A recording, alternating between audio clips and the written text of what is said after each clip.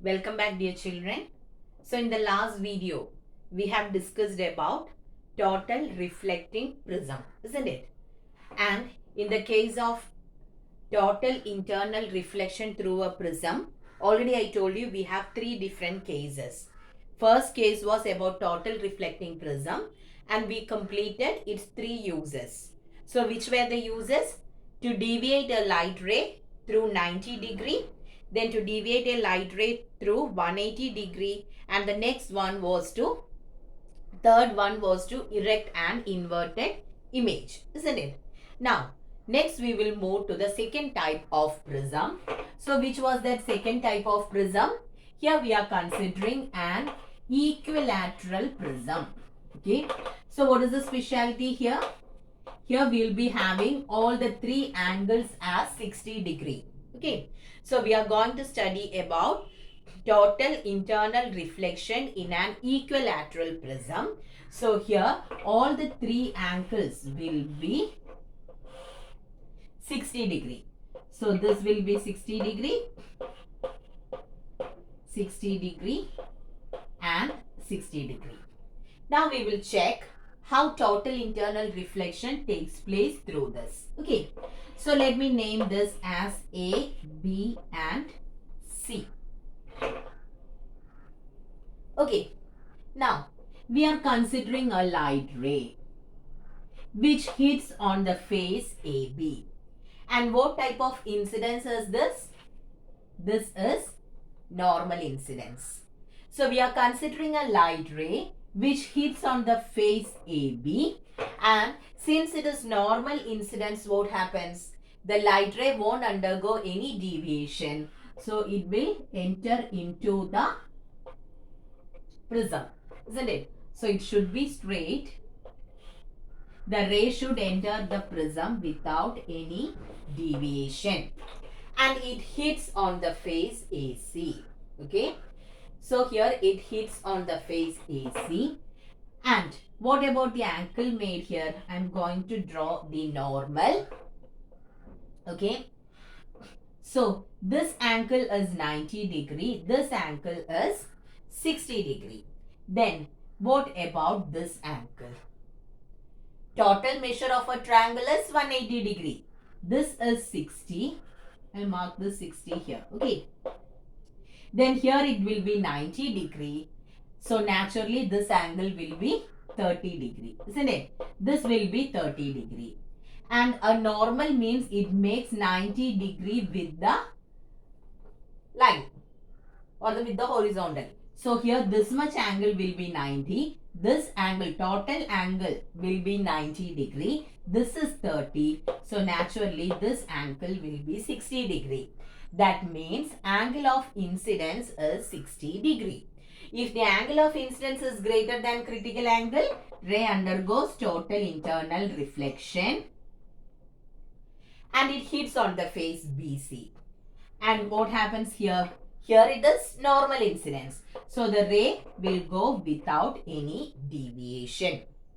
Okay. So once again, we are going to learn about total internal reflection in an equilateral prism. That is, we are having a prism ABC with all the three angles as 60-degree each. Now we are considering a light ray which hits on the face AB. And what type of incidence is this? This is normal incidence. So without any deviation, the ray will enter the prism and it hits on the face AC. This angle is 60. This angle is 90. 90 plus 60 plus what will give you 180? 30, isn't it? So this angle will be 30-degree. If this is 30, naturally this will be equal to 60. Why? This is the normal and normal is drawn for AC. So this much angle. Okay. Normal means it makes an angle 90-degree with the horizontal. So this angle, itrayum bhagam 90 ആയിരിക്കും, itrayum 90 ആയിരിക്കും. ഇത് ഇത്രയും 90 this much we have it as 30-degree. So naturally this will be equal to 60. And what is this? This is the angle between the incident ray and the normal. That is angle of incidence. If the angle of incidence is greater than critical angle, then what happens? Then the ray gets reflected into the same medium. So total internal reflection takes place and the ray hits on the face BC. And here what type of incidence is that? It is normal incidence. So the ray gets refracted without any deviation. So is it clear? So this also should be drawn in your notebook, okay, with the heading what? Total internal reflection through an equilateral prism. Okay, so is it clear? Now we will move to the third one, that is total internal reflection through a right angled prism. Okay, total internal reflection through a right angle prism. So that is the third one. Now here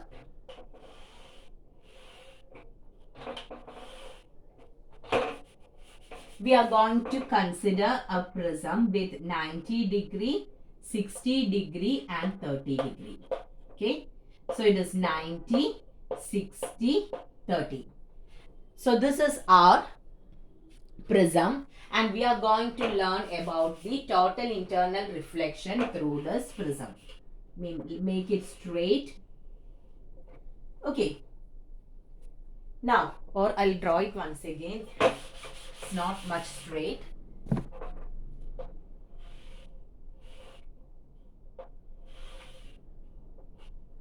Okay.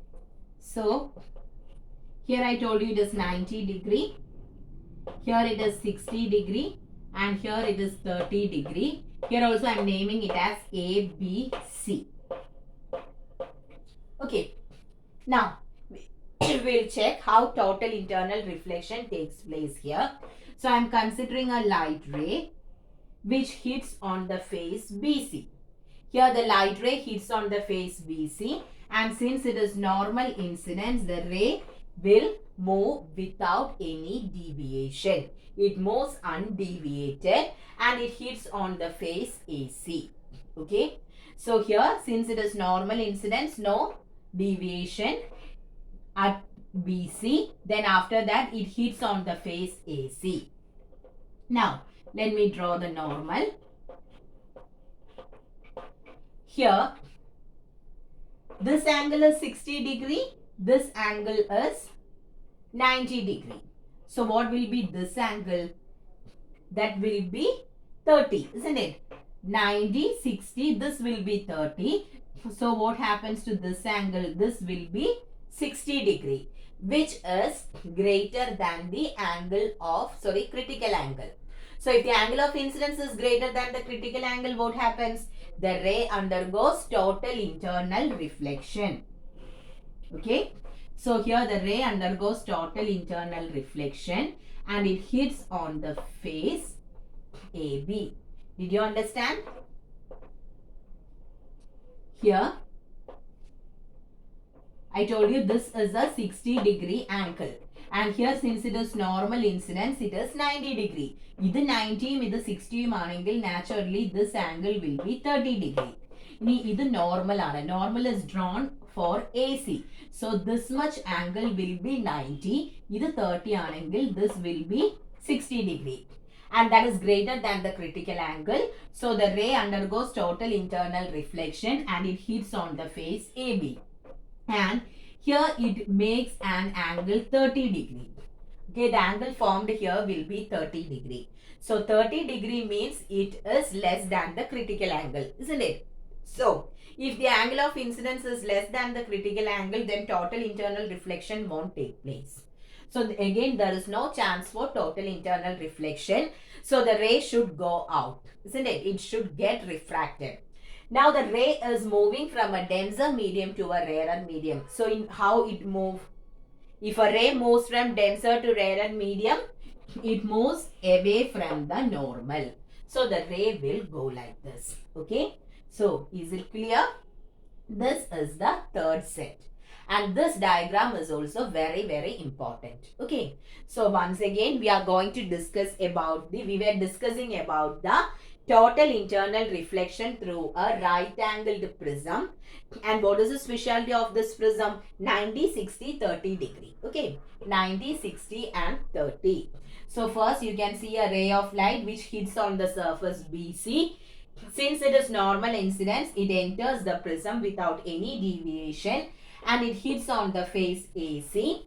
And what is the specialty of this here? The angle of incidence. After drawing the normal, we'll understand that the angle of incidence is 60 degree. Since 60 is greater than 42, the ray undergoes total internal reflection and it hits on the face AB. There, the angle of incidence is 30 degree, which is less than the critical angle. So what happens? No total internal reflection will take place. So the ray will get refracted. Since it is moving from denser to rarer, it moves away from the normal. Okay. So is it clear, children? So how many diagrams you have to draw in your notebook? 3 from total reflecting prism, then 1 equilateral prism and the other one right angled prism. So total 5 diagrams are there.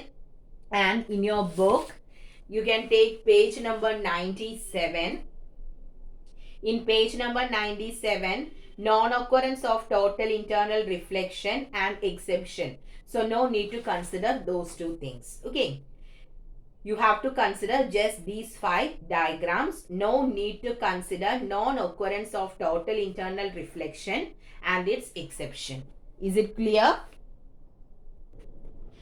You have learned about a periscope as well as a binocular, isn't it? So we can construct a periscope using a plane mirror, but it is better to use a prism than a plane mirror. Do you know what is the reason? If it is a plane mirror, what is the main difference between a plane mirror and a prism? In a plane mirror, reflection takes place, isn't it? Mirror is a smooth surface, so the light ray which hits on the mirror gets reflected. And in the case of a prism, it is a refracting medium. The light ray gets refracted. Now, instead of a plane mirror, we can use a prism. The reason is, when a light ray hits on a mirror, only a part of the light ray gets reflected. What happens to the remaining? A small portion will be refracted and the small portion will be absorbed by the glass. Okay. When a light ray hits on a plane mirror or a mirror, almost 90 or 95% of the light ray gets reflected, but some part of the light ray will be refracted and some will be absorbed. But if you are using a prism and if total internal reflection takes place, there won't be any loss of energy. That means in the case of a prism, if total internal reflection takes place, the entire light ray gets reflected back into the same medium. Okay. In the case of total internal reflection, there won't be any refracted or absorbed ray. The entire light ray gets reflected back. But if you are considering a mirror, only a part of the light ray gets reflected. Some part will be absorbed or refracted. But in the case of a prism, in the case of total internal reflection, the entire light ray gets reflected. So which one will give you a brighter image? It will be a total reflecting prism or a prism. Okay. So compared to a mirror, plain mirror, it is better to use a prism in a periscope or a binocular because no energy loss will be there. Okay, the entire light ray gets reflected back into the same medium. So the image will be brighter in the case of a prism. Now, certain consequences of total internal reflection of light is given in your textbook. It can come as application based question. First one is about mirage. Have you heard about a mirage? What is mirage? Normally in desert region and all, we don't have water bodies, isn't it? It is limited. So when we are moving on a hot sunny day and when you are looking, it seems that there will be water in front of us. But when we reach there, no water will be there. So that is known as mirage, marijiya. Okay. So when we look from a distant place, it seems that there is water in front of us, but when we reach there, there won't be water. The reason is due to total internal reflection. Then again, in the case of diamond, what is the specialty of diamond? It shines, isn't it? And in a diamond, actually many small cuts are there, and light, once the light ray enter into a diamond crystal, it gets trapped there, and here the light ray undergoes total internal reflection inside the diamond, and that is the reason for that shining appearance. Then few more examples are given in your textbook. One is an empty test tube placed in water in a beaker with its mouth outside the water surface shines like a mirror when seen at certain angles. So in all these cases, what is the reason? When a light ray hits on a surface at an angle greater than the critical angle. If the light ray is moving from a denser medium to a rarer medium, and if the angle of incidence is greater than the critical angle, total internal reflection takes place and the light ray gets trapped inside that body. So what happens? It appears to be shining or brighter. Then a crack in a glass vessel often shines like a mirror. A piece of diamond sparkles when viewed from certain directions. So in all these cases, what is the reason? Light ray gets trapped inside due to total internal reflection. So no loss of energy will be there and the object shines. Then next is about an optical fiber. Earlier, things where the messages and other things were transmitted through the cable lines, and nowadays we are transmitting it through optical fibers. Have you seen the optical cables, optic cables? So what is the specialty? Here the messages will be transmitted to signals, optic signals, or converted to light signals. Okay, and these signals will be transmitted so that we can reduce the loss of energy. In ordinary transmission, large amount of energy will be lost in the form of heat. But in this case, if we are converting the signals into light, and if it is passed through this cables, okay, optical cables or optical fibers, there won't be any loss of energy, because here total internal reflection takes place and that light ray will be trapped inside the cable. Okay, anyway, I'll be giving a video related to this, then it will be more clear for you about the mirage optical fiber optical cables and all. Okay, so be thorough with the 5 diagrams. Please draw it in your notebook. I need all these 5 diagrams in the notebook as lecture note. No need to write each and every point what I have explained here. I just need all these 5 diagrams with their headings. Then after that you have to write the question answers. So last class we have stopped with question number 17. So take page number 101. Page number 101, question number 18. 18, 19, 21, 24, 25, 26, 27, 28 and 29. For few questions, answers are given there. No need to copy that. All the other question answers should be there in your notebook. Okay. So once again, I am telling you this part is very, very important. So as lecture note, you have to draw all the 5 diagrams given there plus question answers from question number 18. Okay, once that if the answer is there, no need to do that, else you have to. Diagrams are important. So write the question answers as well as lecture notes and submit in the Google Classroom. Please study the portions and attend the Google Meet. Okay, so thank you children.